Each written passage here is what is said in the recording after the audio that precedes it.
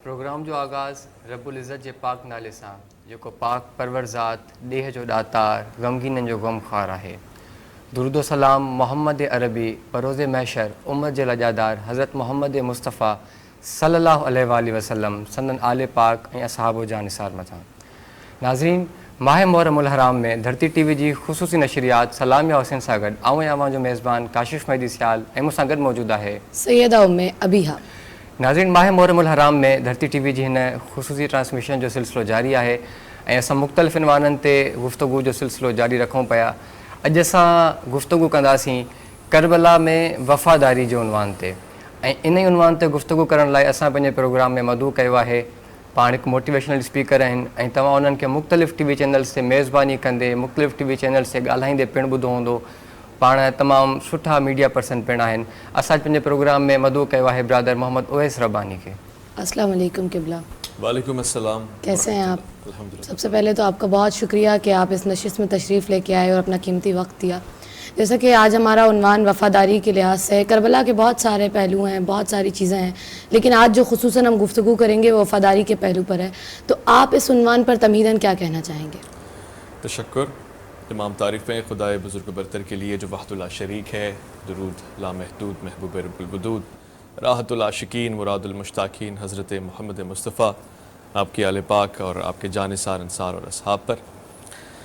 हज़रत अल्लामा इकबाल से आगाज़ करते हैं कि उन्होंने तमहीद वफ़ा की और तलाश वफ़ा की किस तरह से बांधी है और उसकी अहमियत, इसके मयार और इसकी किल्लत को किस तरह से वजाहत के साथ पेश किया है।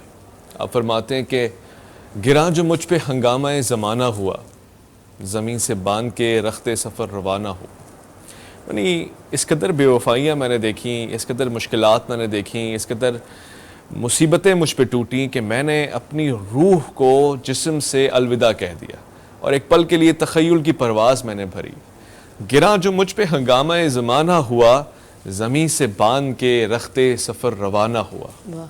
फरिश्ते बज़्म रिसालत में ले गए मुझको, हुजूर आए रहमत में ले गए मुझको। सुभान अल्लाह। कहा हुजूर ने, ऐ अंदली पे बाग़े हिजाज, कली कली है तेरी गर्मी नवा से गुदाज। निकल के बज़्म जहां से परंगो बू आया, हमारे वास्ते क्या तोहफा लेके तू आया। अब हुजूर हज़रत शायर मशरक़ हकीमुल उम्मत से खिताब फरमा रहे हैं कि क्या लेकर आए हो हमारे लिए, जो इतनी ऊंची परवाज़ भर के यहाँ तक आप पहुँचे हो। किसी बड़े बुज़ुर्ग की बारगाह में, किसी बड़े मेहमान, बड़े आदमी की खूबसूरत सी नशिस्त अगर हासिल हो जाए तो कोई तोहफ़ा लेके जाते हैं। बिल्कुल। निकल के बज़्म जहाँ से बरंगो बू आया, हमारे वास्ते क्या तोहफ़ा लेके तू आया। तो इकबाल फरमाते हैं, हुजूर दहर में आसूदगी नहीं मिलती, तलाश जिसकी है वो जिंदगी नहीं मिलती। हजार लाला व गुल हैं रियाज हस्ती में, वफा की जिसमें हो बू व कली नहीं मिलती। मगर मैं नजर को एक आबगीना लाया हूं, जो बात इसमें है वो जन्नत में भी नहीं मिलती। यानी कुछ भी नहीं है, वफा नामी चीज इस दुनिया में शॉर्ट है, मगर एक चीज मैं लेकर आया हूं हुजूर वाला आपके लिए, और वो चीज इतनी कीमती है कि मैं दावे से कह रहा हूं कि आपकी जन्नत में भी वो नहीं है। क्या चीज है? वो कहते हैं कि यानी जब उन्होंने तमहीद बांधी कि मगर नज़र को एक आबगीना लाया हूँ, जो बात इसमें है वो जन्नत में भी नहीं मिलती। झलकती है तेरी उम्मत की आबरू इसमें। और मैं इकबाल से तज़नीम करके जुमला तराबलस की जगह करबला कह रहा हूँ। झलकती है तेरी उम्मत की आबरू इसमें, करबला के शहदा का है लहू इसमें। यानी वो जो शहादत है वो इतना बड़ा तोहफा है कि जन्नत में भी खालिदीन फीहा हमेशा रहने का वादा है, मगर जान कुर्बान कर देना आपके नाम पे सिर्फ यही मिलेगा आपको। जन्नती भी हुजूर के नाम पे गोया चाहते तो हैं कि कुर्बान कर दें अपने आप को, मगर क्योंकि उनको इनाम अल्लाह की तरफ से मिला है कि हमेशा जन्नत में रहेंगे। मगर यहाँ पे जिसको हमेशा या कम से कम एक जिंदगी मिली थी, उसने कहा मैं कटा लूंगा हुजूर वाला के दीन की सरबलंदी के लिए अपना सर। उसे हुसैन और असहाब हुसैन का खूबसूरत से दस्ता कहा जाता है। वफा की खूबसूरत तरीन मिसाल, मयार, मोतबर तरीन रुतबा ہمیں کربلا سے سیکھنے کو ملتا ہے. یعنی ہم بھول جائیں کہ ایک پل کے لیے ہمارا تعلق اسلام سے، بھول جائیں کہ ہم مسلم ہیں، بھول جائیں کہ ہمارا تعلق حضور والا سے ہے، اس لیے ہم کربلا کو یاد کر رہے ہیں. ایک انسان کی حیثیت سے جس زمانے میں آج بھی کوئی کسی سے وفادار نہیں ہوتا، زندگی میں لوگ دھوکے دیتے ہیں. حسین 61 سنہ ہجری میں نانا سے کیا ہوا وعدہ نبھا رہے ہیں، سبحان اللہ. اور ایسے مزار سے تبرک لے کر آ رہے ہیں اور شہادت دے کے جا رہے ہیں کہ جس کی حیثیت اور مقام کائنات کے لیے روشن کر دی کہ یہ زندہ اور جاوید ہے.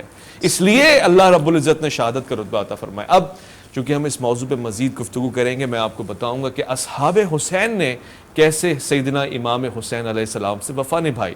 یعنی ایک وفا حسین کی اپنے نانا سے ہے، اپنے دین سے ہے، ایک وفا حسین کی اصحاب حسین سے ہے، اور ایک وفا اصحاب حسین کی حسین سے ہے، اور پھر دوسری وفا جو اقربا ہیں حسین کے، جو چھوٹے اطفال، جو بڑے بچے، جو بوڑھے بزرگ ہیں، ان کی حسین سے ہے. تو ایک وفا کا معیار اور وفا کا خوبصورت سا جسے ہم کہتے ہیں ایک گلدستہ ہے، ایک شعار ہے کہ دنیا سیکھے وفاداری کیا ہوتی ہے. دنیا دیکھے کہ بچہ، بوڑھے اور جوان ایک شخص سے کس بنیاد پہ جان نثار کرنے کے لیے تیار اور بیدار ہیں. سبحان اللہ. بس بھائی جیسے آپ نے کربلا میں اصحاب امام حسین کی، ان سے وفا کی بات کی، تو اس کے حوالے سے بھی تھوڑا بتائیں. بزرگ ہیں جناب حبیب ابن مظاہر، حضرت جون ہے، ایسے کافی سارے اصحاب امام حسین ہیں جو امام حسین سے وفا کرتے ہیں. جیسے آپ نے کہا کہ جو صغیر ہیں وہ بھی وفا کرتے ہیں اقربا میں، جیسے حضرت شہزاد علی اصغر ہیں، وہ بھی شہادت کے درجے پہ فائز ہوتی ہیں. مستورات ہیں، وہ بھی کربلا میں امام حسین کے ساتھ ہیں. تو یہ اقربا کی اور اصحاب کی سب کی وفا. بالکل، یعنی جیسے کہ عرض کیا گیا اور آپ نے اس کی تائید فرمائی کہ ایک گلدستہ ہے وفا کا. یعنی جس زاویے میں دیکھے جائے ایسے زمانے میں کہ دنیا خود بے وفا ہے، پھر سیدنا امام حسین علیہ السلام سے بھی وعدہ نہیں نبھا رہی جو وہ کر رہی ہے. مثلاً ذہبی کے مطابق 53 خطوط آئے، ایک دوسری روایت میں ابو زاری کے مطابق کوئی 200 خطوط آئے، پھر ایک تیسری روایت میں تو ایک دن میں 600 خطوط آئے، اور پھر وہ 12,000 تک پہنچ گئے. اہل کوفہ سیدنا امام علی مقام علیہ السلام کو خود سے خط لکھ کے بتا رہے ہیں کہ پلیز آ جائیے ہمارے پاس. تو یہاں پہ تو تقاضا وفا کا کوفیوں کی طرف نکلتا ہے، میری اور آپ کی طرف نکلتا ہے، تمام لوگوں کی طرف نکلتا ہے کہ جو حسین کو بلا رہے ہیں. مگر خوبصورت ترین وعدہ جو حسین نے اپنے نانا سے کیا ہے وہ تو انہوں نے نبھانا ہی ہے. تو آپ نے سفر باندھا ہے، اور آپ دیکھیے کہ 3 شعبان کو مکہ مکرمہ آپ پہنچے. جی اب دیکھیے، ایک تو 3 شعبان میں اس پیارے سے خوبصورت سے آقا کیا اپنا ظہور ہے، اپنی ولادت ہے. پھر مکے میں آپ کا اس دن آنا، دنیا کو یہ بتانا ہے کہ وہ ولادت اور یہ نمود دونوں کسی طرح اشارہ دے رہی ہیں. سبحان اللہ. وہ ولادت بھی کار پیمبر تھی اور نسبت پیمبر سے تھی، گود پیمبر میں تھی اور مقصد پیمبر کو بڑھانے کے لیے تھی. اور یہ نمود جو مکے میں مدینے سے ہوئی ہے یہ بھی کار پیمبر کو آگے بڑھانے کے لیے ہے. سبحان اللہ. حضور حضرت امام حسین نے 4 ماہ قیام کیا مکہ مکرمہ میں 8 ذی الحج کو، جبکہ دنیا آج بھی یہ جانتی ہے یوم ترویہ ہوتا ہے، حج کی تیاری ہوتی ہے، نیت حج باندھی جاتی ہے. کائنات میں کوئی ایسا مسلمان نہیں ہے جو اس روز مکہ مکرمہ آنے کی، خانہ کعبہ کی زیارت کرنے کی خواہش نہ رکھتا ہو، حج کا حصہ نہ بننا چاہتا ہو. عجب وفا ہے حسین کے پاس کہ وہ اسی دن مدینے سے چھوڑ کے مکے میں کھڑے ہیں مگر کعبے کو رخصت کہہ رہے ہیں. نہیں معلوم وفا کی قیمت کیا ہوتی ہے. یعنی دنیا اپنی وفا نبھانے کے لیے اپنا مال خرچ کر کے اللہ کے گھر میں داخل ہوتی ہے. حسین اپنی وفا نبھانے کے لیے اللہ کے گھر سے الوداع کہہ کے جا رہے ہیں، کعبہ کو چھوڑ کر جا رہی ہے. سبحان اللہ. اور دیکھیے اس خوبصورت سے وفا کے رشتے کو کہ حسین نے اس دن کا انتخاب غالباً اسی لیے بھی فرمایا علیہ السلام کہ دیکھ لے کہ کعبے کا حسین سے رشتہ کتنا گہرا ہے، اور مسلمانوں کا کعبے سے رشتہ اور حسین سے رشتہ کتنا گہرا ہے. اعلانات ہوئے. اب یہاں پہ پہلا امتحان تھا وفا کا. جن لوگوں کو ساتھ دینا چاہیے تھا وہ مشورہ دے رہے تھے، جن لوگوں کو ساتھ چلنا چاہیے تھا وہ کسی کونے کوچے میں چل کے نکل گئے تھے. جن لوگوں پہ امیدیں تھیں کہ وہ کہیں گے کہ ہم آپ کے ساتھ ہیں اور لشکر لے کے جائیں گے اور آپ کا ساتھ دیں گے، وہ یہ کہہ رہے تھے کہ چلو بیوی بچوں بہنوں کو چھوڑ کے چلے جاؤ. یعنی حسین کا جو واحد لشکر ہے علی اصغر، حسین کا جو لشکر ہے زینب علیہ السلام، وہ ان کو بھی رکھ لینا چاہتے ہیں. حسین کو تنہا کرنے کا پہلا دن یہ 8 ذی الحج مشورے. غالباً لوگوں نے اپنی دانش میں کوشش کی، مگر حسین کی وفا جو حسین کے نانا سے ہے وہ اتنی معتبر اور اتنی بڑی ہے کہ حسین نے مشورے دینے والوں کو بھی مسکراہٹ کا تحفہ دیا اور کہا کہ جو ہم جانتے ہیں وہ آپ نہیں جانتے، لہٰذا ہم آپ کے مشوروں کو سن لیتے ہیں، مگر ہوگا وہی جو اللہ کا حکم ہے، مرضی ہے۔ مسلم بن عقیل کو روانہ کرنا، گویا یہ پہلا وفادار نہیں ہے، مگر ایسا وفادار ہے کہ اس وقت کوفے میں داخل ہو رہے ہیں کہ جس وقت کوفے کے بارے میں مشہور ہے کوفی لا یوفی، نہ اس سے پہلے وفا کیے نہ اس کے بعد وفا کریں گے۔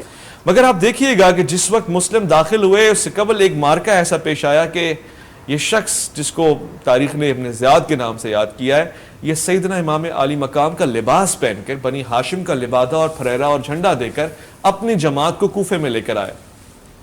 تو جو کوفے کے وفادار تھے، ظاہراً جو دعوے کر رہے تھے، خط لکھ رہے تھے، جو اس بات کے منتظر تھے کہ سیدنا امام علی مقام آ جائیں گے، ہم ان کا ساتھ دیں گے، اور انہوں نے دیکھا کہ حسین آ گئے، گویا ظاہر تو وہی لباس تھا، اور انہوں نے بڑھ چڑھ کے وفاداری کا ثبوت اور شاہ کے سامنے جس طرح سے ہم کہتے ہیں کہ اپنا دل رکھ دیا کہ آئیے ہم آپ کے ساتھ ہیں، آپ آ گئے، ہم تو لعنت بھیجتے ہیں، آپ کے دشمنوں پہ بیزاری کا اعلان کرتے ہیں۔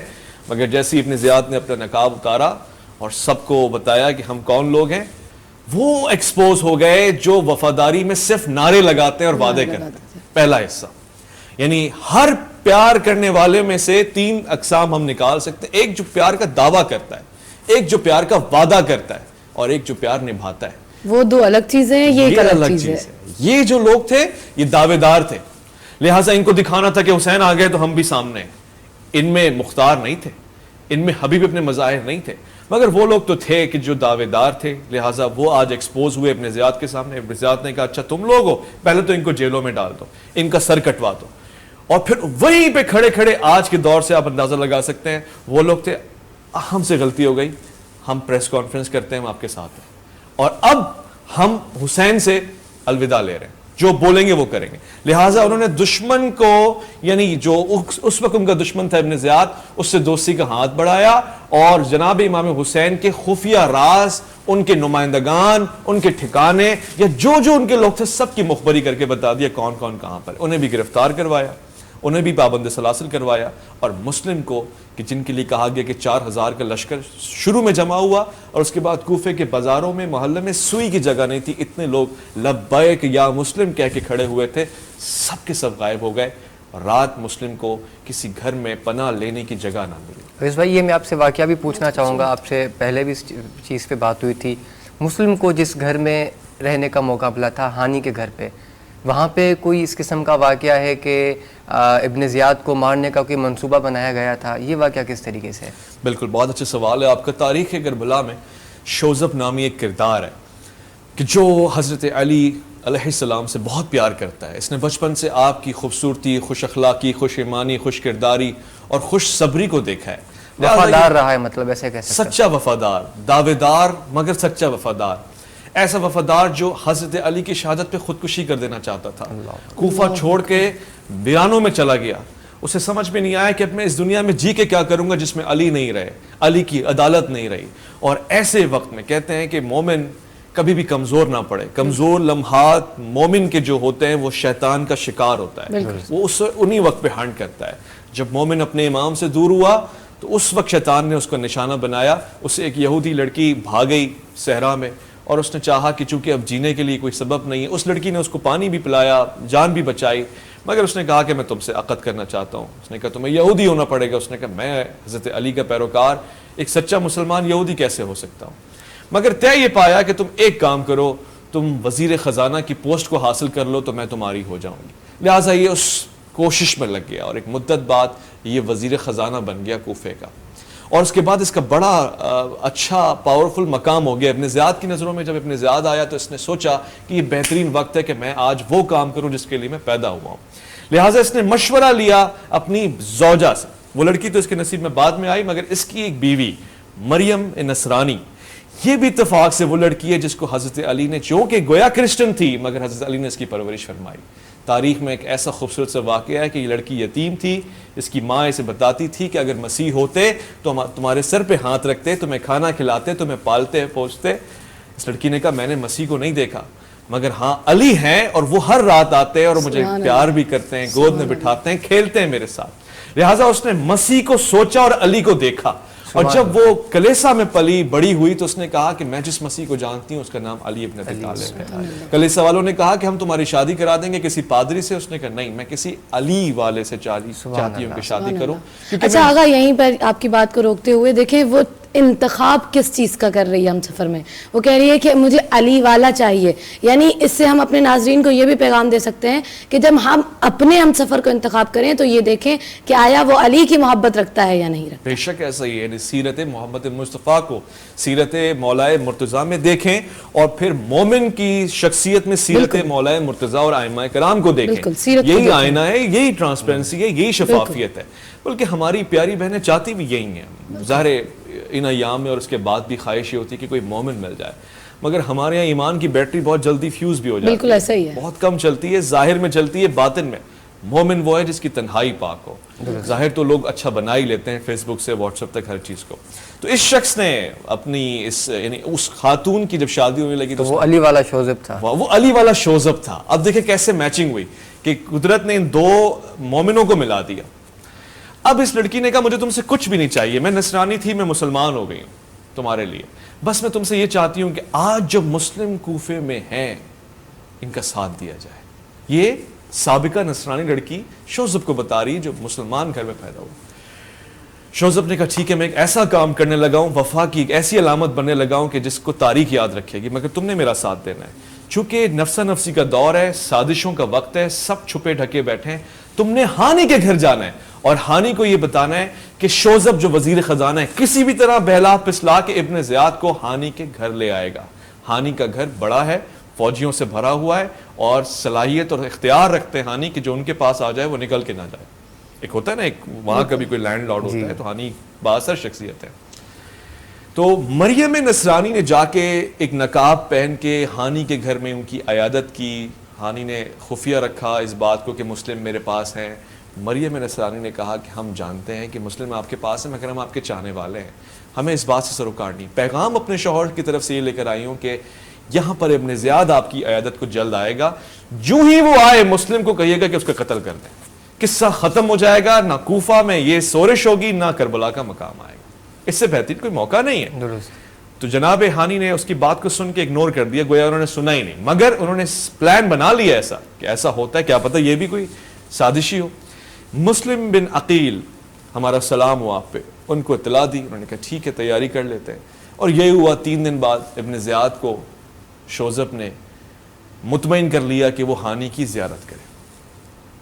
ابن زیاد کے گھر میں, ابن زیاد جب داخل ہوا ہانی کے گھر میں تو ظاہر نہتہ تھا, فوج آ نہیں سکتی تھی, گورنر کی حیثیت سے آیا اور اس نے آ کے بیٹھ کے بیمار ہانی کو سلام کیا. ہانی نے وعلیکم السلام کہا. ہانی کو اس نے کہا کہ تم کب تک حضرت علی کے قصیدے پڑھتے رہو گے, تمہاری زندگیاں اس میں برباد ہوگی, جتنی زمین تمہارے پاس ہے, تم تو کوفے کے گورنر ہوتے, اگر تم ہمارے ساتھ ہوتے یعنی یزیدی ہوتے. اس نے کہا میں ایسی زندگی پہ لعنت بھیجتا ہوں جو علی کے سوا گزاری جائے. وہ سانسیں جو علی کی دشمنی اور بغض میں لی جائیں میرے لیے جہنم کی آگ جیسے. سبحان اللہ. یہاں پر ابن زیاد کو غصہ آیا, اس نے کہا کہ تم لوگ بے وقوف لوگ ہو, میں نے تمہاری عیادت کے لیے آیا تھا کہ تم سے ہاتھ بڑھائے ملایا جائے اور تمہیں اپنے ساتھ ملایا جائے. ہانی سے اس کی گفتگو برداشت نہ ہوئی, جو کہ پلاننگ تھی وہ یہاں پر کام آنے لگی. ہانی نے ایک کوڈ ورڈ طے کیا تھا کہ جب میں کہوں کہ مجھے پانی دیا جائے تو مسلم پیچھے سے نکل کر آئیں اور پیچھے سے ابن زیاد کا سر اڑا دیں.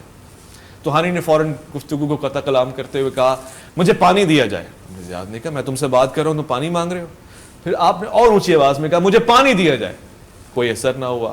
پھر ابن زیاد نے کہا تم کیسے بد اخلاق ہو, میں تم سے بات کر رہا ہوں تم مجھ سے پانی, کہنے لگا میں تم سے بات ہی نہیں کرنا چاہتا, تم لوگ چلے جاؤ یہاں سے. اور پھر زور سے بولا مجھے پانی دیا جائے, مگر کوئی اثر نہ ہوا. اسی اسنا میں ابن زیاد غصہ کرتے ہوئے نکل کے چلا گیا.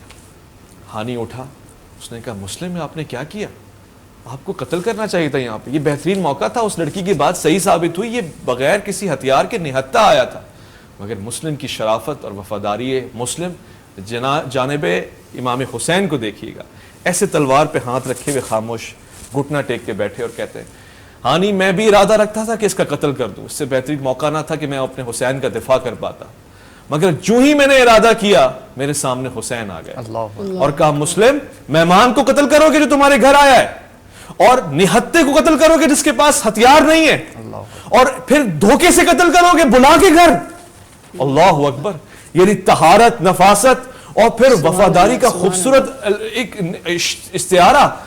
ہانی نے کہا مگر اس سے بہترین موقع نہیں تھا، کہا میں اپنے حسین سے بے وفائی نہیں کر سکتا. گویا مجھے معلوم ہے یہ میرا قاتل ہے، اس کو مجھے قتل کر دینا چاہیے تھا، مگر میں اپنے حسین کو کیا جواب دیتا.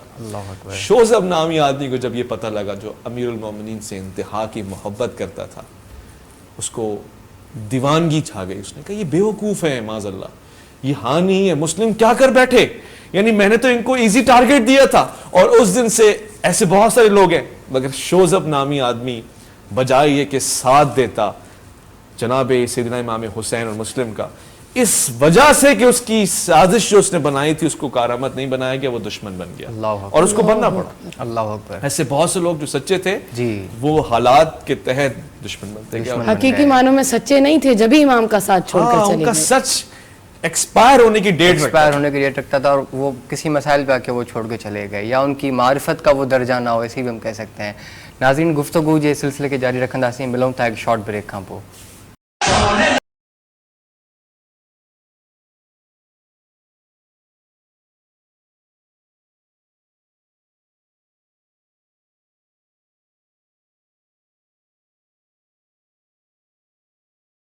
ویلکم بیک ناظرین، گفتگو جے سلسلے کے جاری رکھنداسیں.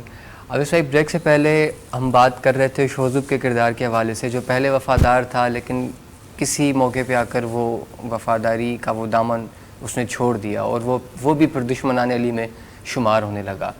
تو ایسا کوئی اور کردار یا کوئی اور شخصیت جو پہلے وفادار تھی، پھر کسی موقع پہ آ کے لالچ کے چکر میں یا کسی دنیاوی معاملات کی وجہ سے اس نے امام کا ساتھ چھوڑ دیا، ایسی کوئی اور شخصیت تاریخ میں؟ بے شمار. ہم تو انگلیوں پہ گن سکتے ہیں کہ سیدنا امام علی مقام کا ساتھ کس نے دیا اور کتنا دیا، اور زمانہ اس کے سوا ہے. شوذب ہی کے کردار کو میں چاہوں گا کہ ہماری بہنیں، بچیاں، فیملیز پڑھیں، کیونکہ یہاں پر بھی اس کا کردار ختم نہیں ہوا، بلکہ آنے والے وقتوں میں آپ نے ایک سوال تو لازمی پوچھنا ہے کہ وہ جو ماریا یا مریم نصرانی ہے وہ کیسے اس کے ساتھ جی جبکہ یہ تو دشمن بن گیا. تو دیکھیے رشتوں کی بنیاد جہاں ولایت کی محبت کے اوپر پڑی ہو، وہاں رشتے باقی بھی تب رہتے ہیں جب ولی سے محبت باقی رہتی ہے. تو اس مریم کو اس کا گھر چھوڑنا پڑا شوذب کا، اور ایسے وقت میں چھوڑنا پڑا کہ جب یہ حاملہ تھی، عین اس وقت جب مسلم گلیوں میں گھوم رہے تھے، کوئی ان کو سہارا نہیں دے رہا تھا. ماریا یا مریم بھی ان گلیوں میں گھوم رہی تھی اور ان کو کوئی سہارا نہیں دے رہا تھا. اور اس بچی کا جب یعنی اس لڑکی کا انتقال بھی اسی اثناء میں ہوا، اور 10 سال بعد جا کے شوذب کو وہ یہودی لڑکی واپسی ملی. اور پھر دیکھیے کہ انسان کیسے گمراہ ہوتا چلا جاتا ہے. آنے والے وقتوں میں انہی کا بچہ اور ماریا کا بچہ، یعنی ان دونوں کا آپس میں تصادم ہوا اور ایک پورا حادثہ پیش آیا، جس کو ہم کبھی اور پیش کریں گے. البتہ یہ کہ سیدنا امام علی مقام سے وفا کی دعوے داری تو زمانہ کرتا ہی رہا. میں آج بھی بڑے وثوق سے کہوں کہ پیر صاحب چاہے کوئی سے بھی ہوں، پاکستان کے کسی بھی علاقے سے تعلق رکھتے ہوں، سڑک پر آ جائیں تو ان کے ساتھ 100 200 300 1000 لوگ لانا کوئی مشکل کام نہیں ہے. اسی ملک میں سیاسی پیران کرام جو روڈوں پہ دھرنا دینے کے لیے آئے، لاکھوں کروڑوں کا مجمع ان کی اتباع میں سڑک پر آ کے بیٹھا اور مشکل حالات میں آ کے بیٹھا. مگر کتنا غریب ہے ہمارا حسین کہ جس کے لیے مکے سے نکلتے ہوئے بھی اس اعلان کے باوجود کہ نانا کے دین کو بچانے جا رہا ہوں، کعبے کی حرمت کو بچانے جا رہا ہوں، خانہ کعبہ کی چھت پہ اعلان کروایا، مگر گنتی کے 15 لوگ نکلے، جن میں سے 12 وہ ہیں جو یہ سوچ کے نکلے کہ جب حسین کے نانا مدینے میں داخل ہوئے تھے تو مدینے والوں نے طلع البدر علینا کہہ کے خوش آمدید کہا تھا. تو حسین جب کوفے میں داخل ہوں گے تو کوفے والے بھی ایسے ہی سونا نچھاور کریں گے. لہٰذا مال اور گھوڑے اور مویشی کی لالچ میں یہ 15 لوگ شامل ہو گئے. اور حسین جانتے تھے. انہوں نے حسین سے پوچھا، حسین ہمیں تو اندازہ ہے کہ جب آپ کے ساتھ جائیں گے ہم یہی گھوڑے یہی اونٹ حاجیوں کی خدمت میں خرچ کرتے تو ہمیں مثال کے طور پہ 10-20 درہم ملتے، تو ہمیں آپ سے زیادہ کی توقع ہے. مگر جب سفر چلا اور مسلم بن عقیل کی شہادت کی خبر آن پہنچی اور یہ لوگ سارے ڈر گئے کہ ہم تو غلط جگہ آ گئے، کوفہ میں تو تلواریں ہمارا انتظار کر رہی ہیں، نیزیں ہماری آنکھوں کو چیر دینے کے لیے تیار ہیں، ہمارا کلیجہ شک کیا جائے گا. تو حسین کے پاس چلتے ہوئے آئے. مگر میرا غریب حسین، میرا وفادار حسین اور میرا پیارا حسین خود کھڑا ہو کے حضرت والا نے ان سے کہا کہ تمہارے جتنے پیسے بنے تھے میں تمہیں ان سے 3 گنا دیتا ہوں. یہ گفتگو سنی تو سارے وہ لوگ جو لالچ میں آئے تھے کہنے لگے حسین بہت شکریہ آپ کا، ابھی یہ کہنا چاہتے تھے کہ ہمیں پیسے نہیں چاہیے, ہمیں جان چاہیے. آپ ایسا نہیں کہ 3 گنا زیادہ دے رہے ہیں اور ہمیں کہہ رہے ہیں کہ ساتھ چلو.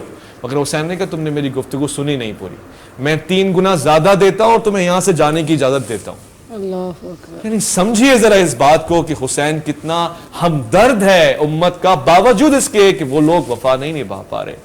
ان سب نے, جو 15 لوگ شامل ہوئے تھے تاریخ کہتی ہے, ان میں سے 12 لوگ مال مویشی, نان نفقہ اور اپنا منافع لے کے حسین کو الوداع کہہ کے چلے گئے. ایسا بھی ایک آدمی ہے جو حسین کے ساتھ ساتھ ہے مگر حسین سے ملتا نہیں ہے, ساتھ ساتھ چل رہا ہے, ڈر ہے اسے کہ حسین جس طرف جا رہے ہیں تو موت کا منہ ہے, مگر حسین کو چھوڑ بھی نہیں سکتا کیونکہ حسین نانا کا نواسا ہے. کشمکش میں رہی ہے, ایک تعداد تو لوگوں کی وہ ہے جو کشمکش میں رہی ہے کہ کریں تو کیا کریں. سلیمان آپ کے سامنے وہ نام ہے جو بعد میں, شروع میں خط لکھ رہے ہیں حسین کو, حسین آ جائیے, اور چونکہ اپنی ذمہ داری نہیں نبھا سکے بعد میں خودکشی کر رہے ہیں. یعنی ان لوگوں میں سے جن کو توابین کہا جاتا ہے, اونٹوں سے کود کے انہوں نے خودکشی کی, ایک بڑی جماعت. پھر ایک جماعت امام حسین سے وفا کرنے والوں کی وہ ہے جو حسین کے لشکر میں نہیں, یزید کے لشکر میں. دیکھیے خوبصورتی, ایک جماعت جو حسین کے لشکر میں, مدینے سے مکہ, مکہ سے کوفہ آئی ہے, 18 مقامات پہ حسین رکے, ساتھ رکی ہے, حسین کے ساتھ پیاس میں ساتھ رہی ہے, حسین کے ساتھ تکالیف میں ساتھ رہی ہے. دوسری جماعت جو کوفے میں بیٹھی ہے مگر کشمکش کا شکار ہے. اور تیسری واحد شخص ہے مگر جماعت ہے اپنی ذات میں, وہ ہے حر. حر جو یزید کے لشکر میں ہے مگر وفادار حسین کا ہے, کیونکہ عزادار حسین کا ہے, کیونکہ اس کا خون پاک ہے, کیونکہ اس کو اندیشہ ہے کہ اس وقت حسین کے ساتھ اب ظلم ہونے لگا ہے, اب میں ظالموں کے ساتھ نہیں رہ سکتا. ایک اور داستان ہے جو آپ کے سامنے رکھنا چاہتا ہوں. یہ تو وہ لوگ ہیں جو تلواروں میں کھیلتے رہے, جنہوں نے کسی نہ کسی طرح حضرت علی کو جنگ کرتے ہوئے دیکھا ہے, ان سے مروب ہوئے ہیں بحیثیت سپاہی. ظاہر ذوالفقار کو چلتا ہوا دیکھ کر ہر جری, ہر دلیر, جانباز, طاقتور اور سپاہی امپریس ہوگا نا کہ ایک آئیکن ہے ان کے سامنے. ایسا ہی ہے. مگر حضرت مولا کائنات کی قلم کو چلتا ہوا دیکھ کر بھی کچھ لوگ متاثر ہوئے نا, باب العلم ہے نا. لہٰذا ان میں سے ایک شخص قاضی شریح نامی, جو کہ قاضی ہے, جس کو دوسری خلافت کے دور میں خلافت میں عدالت پہ فائز کیا گیا, اور اس کے لیے یہ اعزاز اس اعزاز سے بڑھ کے ہے کہ اس کو قاضی بنایا گیا کہ حضرت علی کرم اللہ وجہ کے دور میں بھی اس کو بحال رکھا گیا. کوفے میں بطور قاضی, قاضی شریح ایک بڑے مقام پر ہیں, اور ان کو یہ اعزاز حاصل ہے کہ وہ 3 بڑی خلافت کے دور میں قاضی مقرر کیے گئے ہیں, لہٰذا لوگ ان کی بڑی رسپیکٹ کرتے ہیں. اب چونکہ وہ عمر رسیدہ ہو چکے ہیں, بزرگ ہو چکے ہیں, لہٰذا دیکھیے ان کو کیسے استعمال میں لایا گیا. ایک روایت جس پہ شاید سب کا اتفاق نہ ہو مگر بڑی مشکل روایت ہے اور آج کے دور میں حقائق کو آشنا کرنے کے لیے کافی ہے. فرمایا کہ قاضی شریح سے ابن زیاد جا کے ملاقات کرتا ہے, اور ابیا کہتا ہے کہ میں تمہارے لیے 1000 سونے کی اشرفیاں لے کر آیا ہوں. قاضی نے کہا میں نہیں رکھ سکتا, اس لیے کہ میں بطور قاضی اپنی خدمات انجام دیتا رہا ہوں, 1 روپیہ نہیں رکھا. لوگ مجھ سے کیا کہیں گے, کس کے عوض لیا ہے. آپ کو پتہ ہے ججز بھی تحفہ نہیں رہ سکتے ایسے. بالکل. تو وہ ابن زیاد نے کہا یہ تحفہ میری طرف سے نہیں, امیر المومنین یزید کی طرف سے. اللہ اکبر. اور یہ تحفہ اس لیے دیا ہے کہ تمہاری خدمات رہی ہیں, بڑے لوگوں کے زمانے میں تم نے بڑے کارنامے کیے ہیں, یہ رکھو.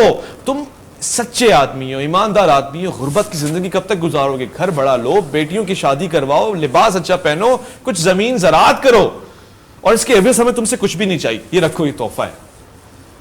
قاضی نے کہا میں یہ نہیں رکھ سکتا. عدالت میں کام کیا تھا.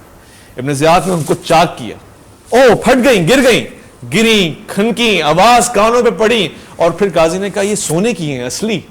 ابن زیاد نے اصلی سونے کی ہیں اور اس کی طرف سے ہیں جو بادشاہ خلیفہ وقت ہے. اب جب کھنکتا ہوا سونا دیکھا, گرتا ہوا چال اور سازش کے مطابق رکھ لیا. کہا اس کے بدلے کچھ مانگو گے تو نہیں, کہا کچھ نہیں مانگیں گے. چلا گیا. دوسرے دن پھر آیا, قاضی خوفزدہ ہو گئے. میں نے کہا تم میرے پاس آ گئے, میں نے تو اس میں سے کچھ خرچ کر لیے, مانگنے آئے ہو کیا واپسی؟ کہا ارے بابا مانگنے نہیں آیا, 1000 اور لے کر آیا ہوں. جو ہی یہ بات امیر المومنین کو پتہ لگی وہ ناراض ہو گئے کہ اتنے بڑے قاضی کو صرف 1000, تو 1000 اور سونے کی اشرفیاں بھجوائی ہیں. قاضی نے کہا 1000 اور, کچھ چاہیے تو نہیں اس کے عوض؟ کا کچھ نہیں چاہیے, رکھ لی. تیسرے دن پھر آیا, کہا اب کیوں آئے ہو؟ کہا جیسے امیر المومنین کو پتہ لگا رات بے چین ہو گئے وہ کہ صرف 2000, 1000 اور بھجوائی ہیں انہوں نے. کہا میں اب نہیں رکھ سکتا, میری ضرورت سے زیادہ ہے. کہا نہیں, ضرورت کے اوپر خواہشات ہوتی ہیں, ان کے بارے میں سوچو. پھر ان کو کھولا, چیرا, رکھ لیا. کہتے 4-5 دن بعد یا ہفتے بعد ابن زیاد دروازے پہ دستک دیتا ہے. قاضی خوشی سے اس کو ویلکم کرتے ہیں. اب لباس بدلا ہوا ہے, نہ ہو. اب ابا کبا بدلی ہوئی ہے, اب گھر کے دروازے روشن ہیں, اب چراغ جل رہے ہیں, اب بیٹیوں کی شادی ہو چکی ہے, اب سلسلے بہتر ہو چکے ہیں. ابن زیاد نے کہا کہ ماشاءاللہ خوبصورت لگ رہے ہو. کہا سنا ہے کہ کچھ اور لے کر آئے ہو. اب دیکھیں لالچ بھی آ چکی ہے نا. کہاں ایک چیز لے کر آیا ہوں قاضی صاحب, آپ کے لیے کام لے کر آیا ہوں. کام یہ ہے کہ ایک شخص ہے جس نے بغاوت کا اظہار کیا ہے, اس نے خلیفہ وقت کے خلاف آواز اٹھائی ہے, یہ وہ. کہا تو کون ہے وہ آدمی؟ کہا حسین ابن علی. قاضی کے ہاتھ سے قلم گر گیا. اس نے کہا ہم تو اپنی قضاوت اپنے فیصلے حسین کو دیکھ کے کرتے ہیں, جس مرتبے پہ وہ فائز ہے, اور حسین کے بارے میں ہم کیسے کچھ کہہ سکتے ہیں؟ تو ابن زیاد نے کہا پھر لاؤ وہ 3000 واپسی کرو, اور جو کپڑے پہنے ہوئے انہیں پھاڑو, اور پھر میں دنیا کو سامنے جا کے بتاؤں گا کہ تم کتنے رشوت خور ہو, تم کس طرح لوگوں سے پیسے لیتے ہو, اور پیسے لے کے یہ کام کرتے ہو. تمہاری ساری شرافت, کریڈیبلٹی سب داؤ پہ لگ جائے گی. اور اس سوال کے جواب میں قاضی نے کہا مجھے صرف آدھے گھنٹے کا وقت دیا جائے. اور کہتے ہیں کہ وہ اپنے کمرے میں گیا, کشمکش کی حالت میں تھا, کانپتے ہوئے قلم سے مگر لکھ دیا کہ حسین کا قتل واجب ہے پوری امت کے اوپر. اور یہ پہلا فتویٰ جسے لے کے بازار میں رکھا گیا جبرن, مگر آپ دیکھیے کس طرح سونے کے دینار اشرفیوں کے عوض قلم کو بھی خریدا گیا, وفاؤں کو بھی خریدا گیا, اور اگر پھر بھی کوئی نہیں بکا تو وہ 72 ہے. حضرت عباس کی آپ گفتگو فرمائیں گے, اس میں میں چاہتا ہوں کہ بات ہو کہ کیسے دلیر باوفا جری صاحب. آپ نے بہت خوبصورت گفتگو کی. دیکھیں پوری دنیا نے ایک لمحے تک حسین کا ساتھ دیا, جتنے امام کے ساتھ مدینے سے چلے تھے مکہ تک, پھر مکہ سے کربلا تک, سب نے راستے میں امام کا ساتھ چھوڑتے گئے. یہی بھی روایات میں ملتا ہے کہ امام جب مدینے سے چلے تھے تو بہت سارے لوگ امام کے ساتھ گئے تھے, لیکن جب پھر امام مکہ آئے, امام نے بار بار واضح کیا, بار بار بتایا کہ میں کس لیے جا رہا ہوں, میرا مقصد کیا ہے, میں کرنا کیا چاہتا ہوں. امام نے یہی کہا کہ میں خدا کی خاطر جا رہا ہوں, اور اس میں تمہاری جان بھی جا سکتی ہے, لیکن اگر تمہاری جان گئی تو وہ خدا کی خاطر جائے گی. اور لیکن امام نے پھر بھی یہ کہا شب عاشور کہ میں دیا بجھاتا ہوں, اگر چلے بھی جاؤ گے تو بھی تمہیں جنت ملے گی. لیکن پھر بھی امام کو کوئی چھوڑ کے نہیں گیا. لیکن سب سے زیادہ ہمیں جس کی وفا کا تذکرہ ملتا ہے وہ حضرت عباس ہیں, جس کے لیے شاعر نے یہ بھی لکھا کہ وفا جس کا پڑھے کلمہ اسے عباس کہتے ہیں, جسے سجدہ کرے سجدہ اسے عباس کہتے ہیں. یعنی حضرت عباس اتنی بڑی مثال ہے. دیکھیں ایک رشتے سے حضرت عباس امام حسین کے بھائی ہیں, حالانکہ امام حسین کے بھائی ہیں, لیکن بارہا امام حسین کو آقا اور مولا کہتے نظر آتے ہیں, اور امام کے حکم کے پابند بھی ہیں. تو آیا حضرت عباس نے ایسی کیا وفا کی, اور کیا وہ جذبہ تھا حضرت عباس کا, کیا تربیت تھی کہ حضرت عباس نے آخر تک امام کے ساتھ وفا کی. بہت خوبصورت, انتہائی شاندار, سندر. سیدنا امام حضرت عباس, آپ پہ ہمارا سلام ہو. ایک استعارہ ہے ہر دور میں وفا کا. وفا نہ صرف اپنے بھائی سے بلکہ اپنے والد سے, اپنی والدہ سے, اپنے آقا سے, اپنے مولا سے, اپنے دین سے, اپنے پیغمبر سے, اپنے مذہب سے, اور اپنے رب سے. اور نہ صرف اپنے رب سے بلکہ اپنی زوجہ سے. میں آپ کو بتانا چاہتا ہوں حضور والا کو یہ وحی آئی کہ چونکہ ہم آپ کے چہرے کا اٹھنا بار بار دیکھ رہے ہیں آسمان کی طرف, اور ہم جانتے ہیں کہ آپ کسے قبلہ بنانا چاہتے ہیں, لہٰذا قبلہ آپ کی مرضی کا ہوگا, آپ کی رضا کا ہوگا. حضور کی خواہشات کو مزاج خدا جانتا ہے, اور انہی کی خواہشات اور ان کی رضا کے مطابق دین اصول بنائے جاتے ہیں. یہی ہے مقام محمد مصطفیٰ صلی اللہ علیہ وسلم. اور دیکھیے گا کہ جناب سیدنا حسین کی مرضی اور رضا کیا ہے, وہ حضرت عباس جانتے ہیں. جس وقت خیمے لگانے کا حکم آیا, حضرت عباس نے بڑی محنت سے دریا کے کنارے خیمے لگا دیے, اور بھی مطمئن ہوئے تھے کہ بہترین جگہ کا انتخاب ہوا ہے, لبے دریا خیمے لگے ہوئے ہیں, پیاس ایک پل نہ ہوگی کہ ہمیں پانی مل جائے گا, ترائی یہاں پر ہے, لشکر کشائی یہاں پر ہوگی. بہترین اسٹریٹجی عباس نے بنائی, جیسے کہ ایک جرنیل بناتا ہے, اور بنا کے حضرت مولا امام حسین کی خدمت میں حاضر ہوئے. کہا ساری تیاری ہو گئی ہے, بہترین جگہ کا انتخاب ہوا ہے. مگر اس طرف امام حسین گفتگو فرما رہے ہیں ان لوگوں سے جو کہہ رہے ہیں حسین اگر آپ نے خیمے کنارے سے دور نہ کیے دریا کے تو جنگ ہوگی. حسین نے کہا عباس خیمے اٹھاؤ. یہ کیسے ہو سکتا ہے؟ جنگ اگر ہوگی تو اس جگہ پہ ہوگی جس کا انتخاب عباس نے کیا ہے. مگر حسین کہہ رہے نہیں, جنگ ہوگی مگر اس جگہ پہ ہوگی کہ جس کا انتخاب ہم کریں گے عباس, اور ایسا کریں گے کہ کائنات یہ نہ کہے کہ پانی کے اوپر ہوئی ہے, یہ نہ کہے کہ یہ زمینوں کی جنگ تھی, دریا کے اوپر دو لشکر لڑ پڑے, تاریخ کو یہ موقع نہ دیں گے, بلکہ یہ کہیں گے کہ دیکھو انہوں نے کہا کہ خیمے اٹھاؤ تو ہم خیمے اٹھا کے لے گئے. عباس ایک سٹریٹجی کے ساتھ آئے تھے, مگر ایک حکم کے ساتھ فوراً سے اطاعت کرتے ہوئے جن ہاتھوں سے آپ نے خیمے لگائے تھے ان ہاتھوں سے خیمے آپ نے اکھاڑ دیے. فوج نے کہا عباس یہ کیسے ممکن ہے؟ کہا جس حکم کو میں لے کر آیا ہوں اس میں ذرہ برابر بھی تاخیر نہیں ہو سکتی, نظر آ رہا ہو یا نہ نظر آ رہا ہو. فوراً سے حسین نے کہا ہے تو خیمے اٹھا دیے. یقین تھا امام وقت کے امام کو, یہ محبت تھی. اطاعت اسی کا نام ہے. دیکھیے بہت مشکل کام ہے اگر آپ کو کوئی ذمہ داری دی جائے اور کہا جائے کہ آپ نے یہاں سے اٹیک کرنا ہے, آپ کو پراپر اسٹریٹجی سمجھ میں آ جائے اور آخر میں آپ سے کہا جائے واپسی آ جاؤ, لوگ استعفے دے دیتے ہیں, لوگ ناراض ہو جاتے ہیں, یہ کیا بول دیا, ہمیں معذور کر دیا, دشمن بن جاتے ہیں, دشمن بن جاتے ہیں. اور یہاں پہ حضرت عباس ہے. وہاں آپ نے کربلا میں دیکھا روز عاشور سے ایک دن پہلے شمر بن ذوالجوشن نعرے لگا رہا ہے عباس کے لیے امان ہے کیونکہ تم میرے ماموزاد ہو, میرا رشتہ تم سے ہے. پورے لشکر میں عباس کے لیے امان ہے, عباس اگر تم یہاں آ جاؤ ہم تمہیں بہترین گھوڑے دیں گے, سواری دیں گے, رتبہ دیں گے, اور اس کے بعد تمہیں خیریت سے تمہارے علاقوں میں پہنچاؤں گے, تم زندگی گزارو گے. اور ایسے پچھلے کتنے کردار گزرے جو اس لالچ میں چھوڑ کے چلے گئے. یہی ہے نا پسرے امر سعد, یعنی امر سعد جس کو پسرے سعد بن ابی وقاص رضی اللہ عنہ ایک بڑا مقام ہے, وہ اسی رے کی حکومت کی لالچ میں تو چھوڑ کے چلا گیا. بچپن میں ساتھ گزارا ہے, جنگ صفین میں ساتھ کھڑا تھا. یہ وہ لوگ ہیں اور ایسے بہت سارے لوگ, یہی امر سعد. مگر یہاں پہ جناب عباس نے جو سنا یہ آواز تو لشکر کے لوگوں نے کہا عباس مبارک ہو, آپ کو تو امان مل رہی ہے. عباس روتی ہوئی آنکھوں کے ساتھ, کھنکتے ہوئے آنسو, دل دھڑکتا ہوا تیزی کے ساتھ اور لرزتے ہوئے ہاتھ جناب سیدنا امام علی مقام کی خدمت میں حاضر ہوئے, اور اس سے پہلے اپنی زوجہ کی خدمت میں, امام کی خدمت میں آگے کیا کہتے ہیں, امام میں معذرت خواہ ہوں, میں بہت شرمندہ ہوں, مجھ سے یقیناً کوئی خطا ہو گئی, انہوں نے میرے بارے میں یہ توقع کر لی کہ میں آپ کو چھوڑ کے جا سکتا ہوں. انہوں نے سوچ کیسے لیا, مجھ سے کہیں نہ کہیں کوئی غلطی ہوئی ہے, کوئی ایسی کمزوری میں نے دکھائی ہے کہ ان کو یہ گمان ہوا کہ عباس حسین کو چھوڑ سکتا ہے. میں ایسی زندگی پہ لعنت بھیجتا ہوں. یا نفسی من بعد الحسین ہونی وبعدہ لا کنتی ان تکونی, اے نفس حسین کے پاس زندگی کا وجود ہی کہاں ہے, اور اس کے بعد تو رہے گا کہاں جو تو جیے گا. زندہ کیسے رہ سکتا ہوں میں زیارت امام حسین کے سوا, ان کو دیکھے بغیر. یعنی جہاں جناب زینب کی محبت اس طرح کی ہے, وہاں حضرت عباس کی محبت اس طرح کی ہے, دیکھے بغیر نہیں رہ سکتے.